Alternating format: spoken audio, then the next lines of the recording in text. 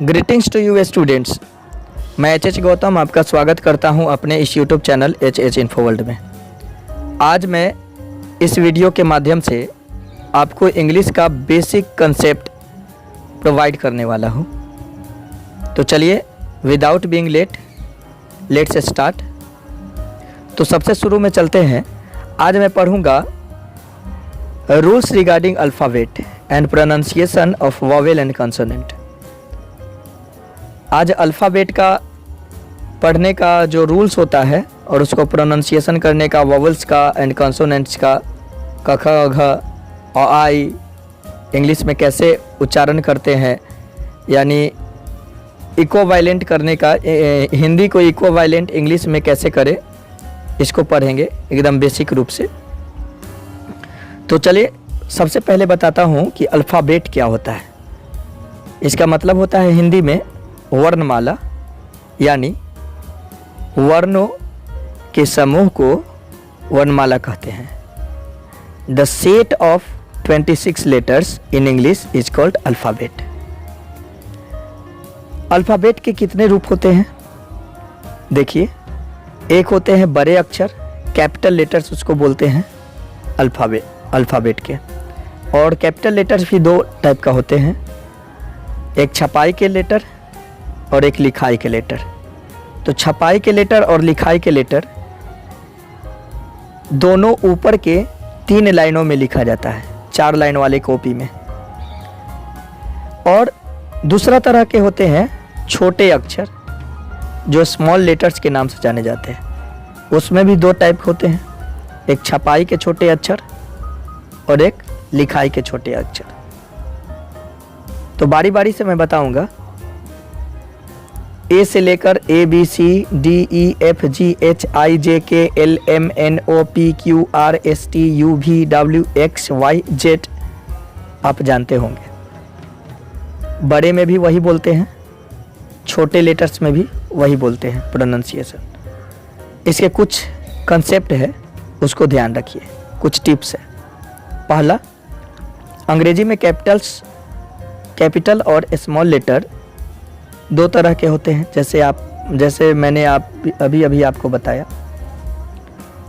दूसरा number, capital letters चाहे छपाई के हो या लिखाई के हो, हमेशा ऊपर के 3 लाइनों में लिखे जाते हैं। तीसरा पॉइंट, स्मॉल लेटर्स में एफ जो होते हैं 4 लाइनों में लिखा जाता है और बी डी एच के एल टी ऊपर के 3 लाइनों में लिखे जाते हैं। और जी जे पी क्यू वाई ये नीचे के 3 लाइनों में लिखा जाता है। और शेष लेटर्स जो भी, जैसे बच गया A C E I M N O R S U V W X Z, ये बीच के 2 लाइनों में लिखे जाते हैं। और 4 नंबर पॉइंट, स्मॉल लेटर के जेड जो होता है ना, जेड, ये 2 तरह से लिखा जाता है, बीच के 2 लाइनों में भी और नीचे के 3 लाइनों में भी लिखा जाता है। आगे देखते हैं, लेटर्स के बारे में कुछ और जानिए।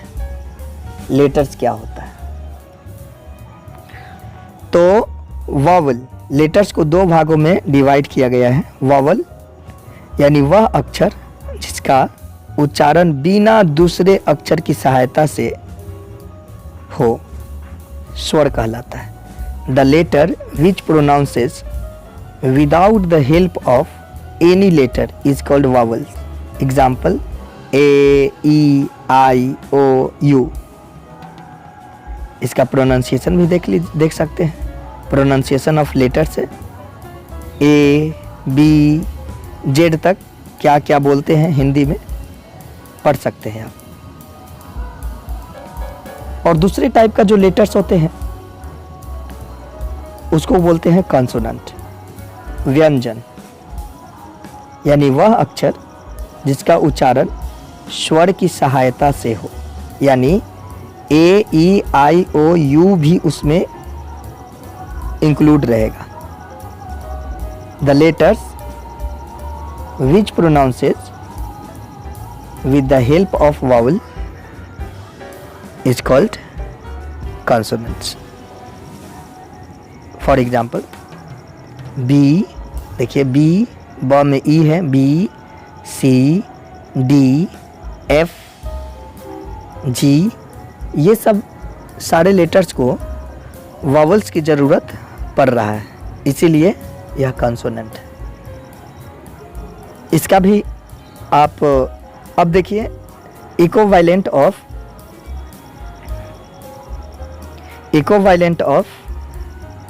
हिंदी वावल्स, आ ई, ये छोटी है बड़ी है, कैसे बोलते हैं? ई उ ए ओ औ अंग अ। इसका प्रोनाउंसिएशन भी है, देख सकते हैं, जैसे ए से अ, एग्जाम्पल अशोक लिखना है, ASHOK अशोक। कमल, के में ए है, क आ रहा है, क, तो के से क, उसमें अ आ रहा है, इसलिए ए, कमल। ये सीख लेने पर आप हिंदी को, इंग्लिश को हिंदी के इक्विवेलेंट कर सकते हैं, समरूप कर सकते हैं, और हिंदी को इंग्लिश के समरूप कर सकते हैं। यानी आप नाम लिखना, जगह का नाम लिखना, व्यक्ति का नाम लिखना, स्थान का नाम लिखना सीख सकते हैं। आगे देखते हैं। अब देखिए इक्विवेलेंट ऑफ कॉन्सोनेंट, ये इक्विवेलेंट्स ऑफ हिंदी कॉन्सोनेंट्स। जैसे आप जानते हैं, के से क जानते होंगे, पढ़े भी होंगे, लेकिन यहाँ पर क्या है, कुछ न कुछ यूनिक आपको देखने को मिलेगा। जैसे देखिए के से क, क्यू यू या क्यू यू ई से ख, क ख, क ख, ख नहीं बोल रहा हूँ, क ख, क्वीन, क्वाइल्ट, क्वीज, क्वीज नहीं, क्वीज, ख क ख क ख क, साउंड को पकड़िए, ये प्रोनाउंसिएशन होता है।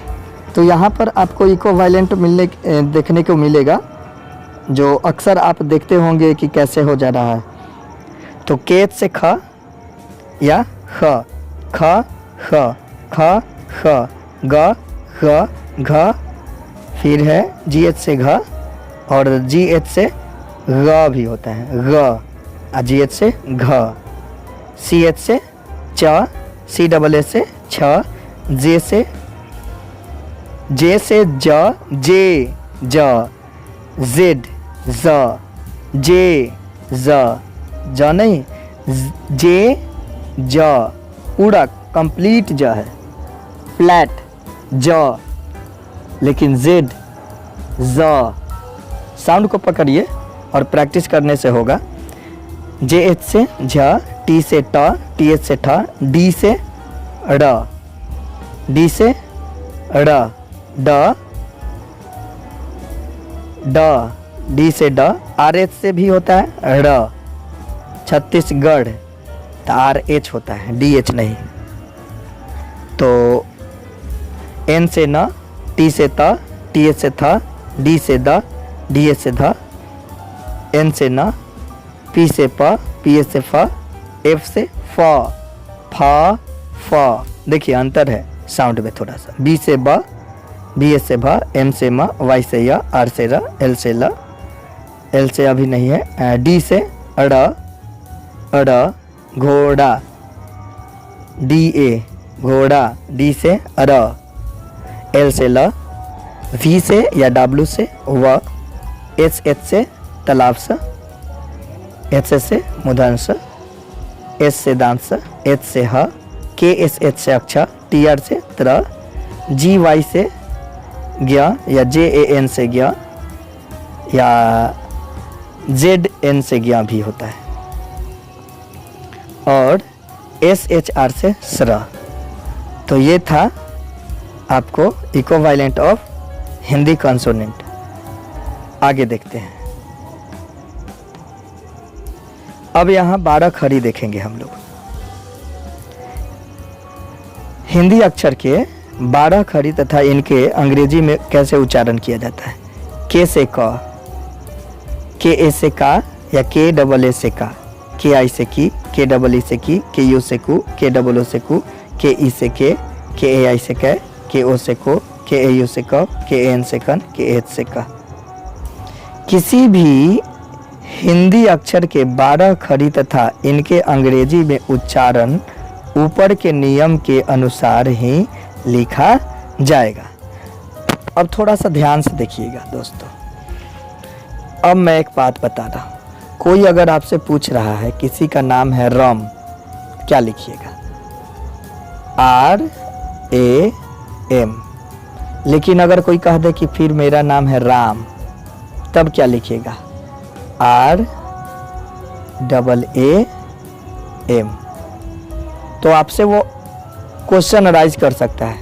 क्वेश्चन पूछेगा कि अच्छा बताओ कि राम को आर ए एम नहीं लिखेंगे क्या? तो सीधा देखिए, ये इनकरेक्ट है। क्यों?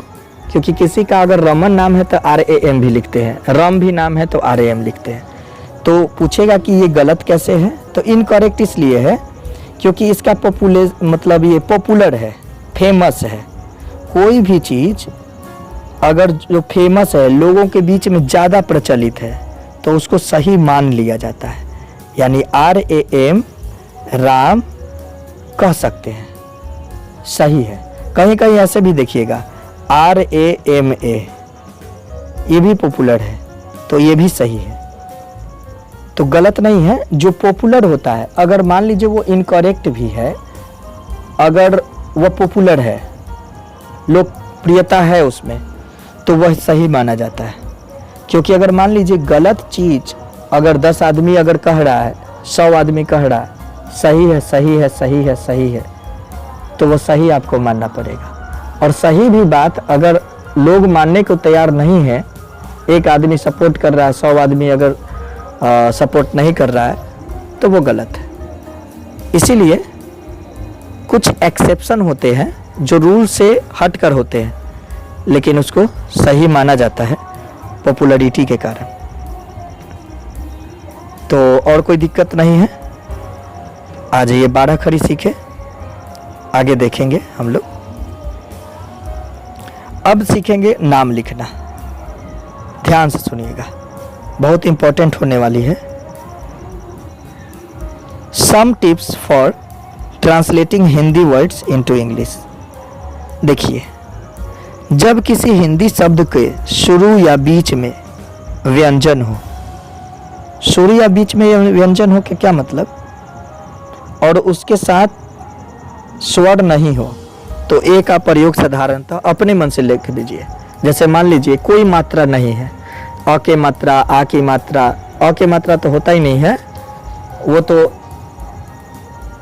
इसीलिए ए लिखा जाता है। आ की मात्रा यानी स्वर का, हिंदी स्वर का जो भी मात्रा होते हैं, अगर कोई हिंदी कंसोनेंट क ख ग घ में अगर नहीं है मात्रा, तो ए खुद से लगा दीजिए।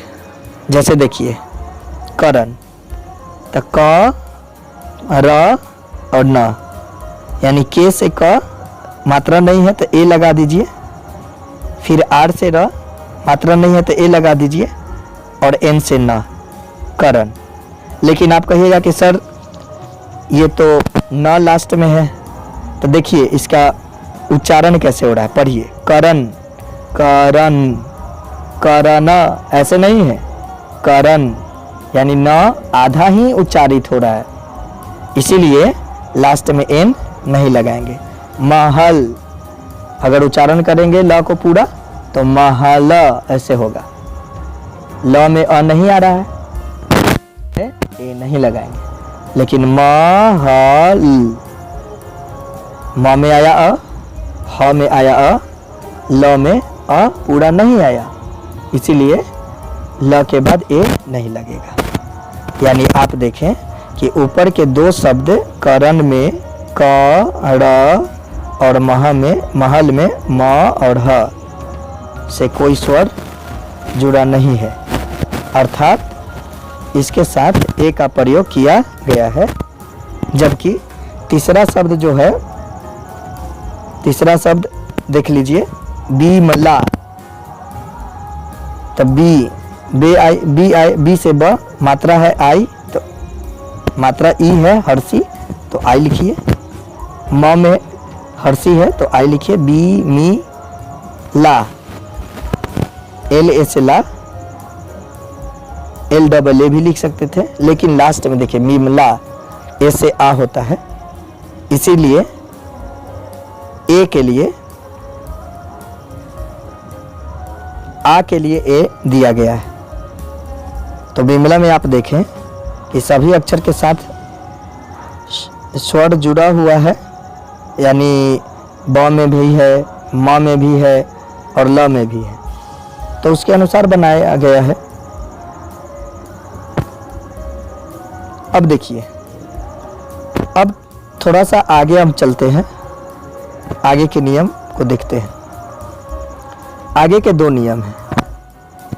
जैसे दूसरा रूल है, देखिए, जब किसी हिंदी वाक्य में के अंत में त्र या ट्र या द्र जैसे अक्षर का प्रयोग हो और इससे कोई स्वर नहीं जुड़ा हो, तो ए का प्रयोग अवश्य कीजिए। जैसे ब्र, यानी यहाँ देखिए, ध्यान से सुनिएगा, ब्रह्मपुत्र, तो बी आर, ब मेरा है तो बी आर, ए खुद से लगाइए। क्यों?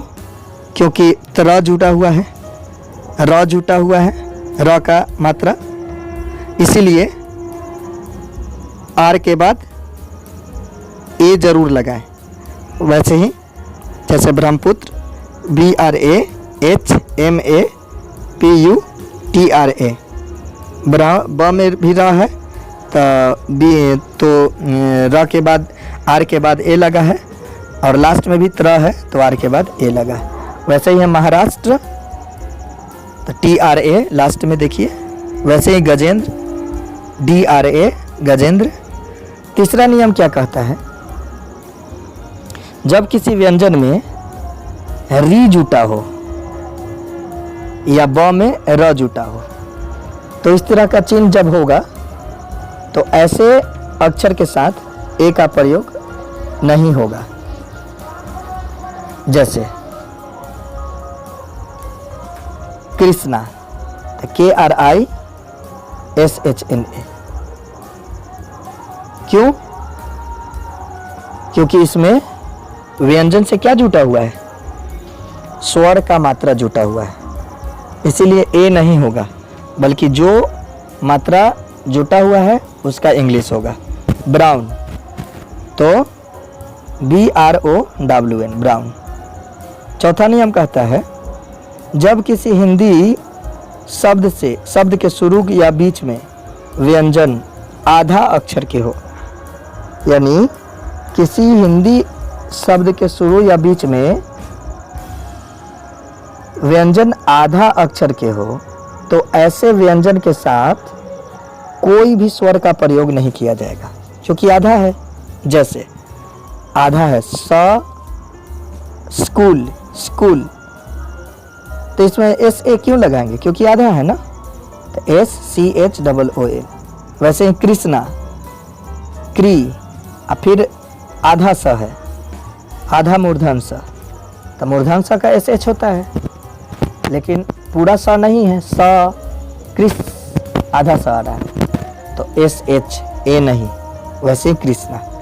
पांचवा रूल कहता है कि दो अक्षर से बने व्यंजन के बीच में भी ए का प्रयोग नहीं किया जाता है। यानी दो अक्षर से बने व्यंजन है, 2 अक्षर से, तो ए का प्रयोग नहीं किया जाएगा। जैसे घ है, घ GH से घ, तब बीच में ऐसे नहीं GAH ऐसे नहीं लगाएंगे। वैसे ही PH से फ होता है, वैसे ही DH से ध होता है, तो DAH नहीं लगाएंगे। यही नियम है। आगे के नियम देखिए।